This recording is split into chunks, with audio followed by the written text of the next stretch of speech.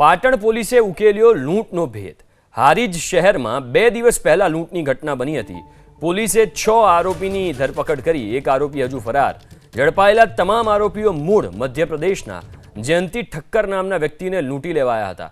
Recce કર્યા બાદ છરીની અણીએ 2.70 લાખની લૂંટ ચલાવી હતી। 2.5 લાખ રોકડ અને 2 બાઇક સહિતનો મુદ્દામાલ કબજે કરાયો છે। તો 6 આરોપીની ધરપકડ કરી છે અને એક આરોપી હજુ પણ આ લૂંટનો આરોપી જે છે, હજુ એક આરોપી ફરાર છે। આ ઝડપાયેલા તમામ આરોપીઓ મૂળ એમપીના છે, મધ્યપ્રદેશના છે અને જે માલ સામાન છે જપ્ત કરી લેવામાં આવ્યો છે। પાટણ પોલીસે ઉકેલ્યો લૂંટનો ભેદ। હારીજ શહેરમાં 2 દિવસ પહેલા લૂંટની ઘટના બની હતી। પોલીસે 6 આરોપીની ધરપકડ કરી। એક આરોપી હજુ ફરાર। ઝડપાયેલા તમામ આરોપીઓ મૂળ મધ્યપ્રદેશના જયંતિ ઠક્કર નામના વ્યક્તિને લૂંટી લેવાયા હતા। રેકી કર્યા બાદ છરીની અણીએ 2.70 લાખની લૂંટ ચલાવી હતી।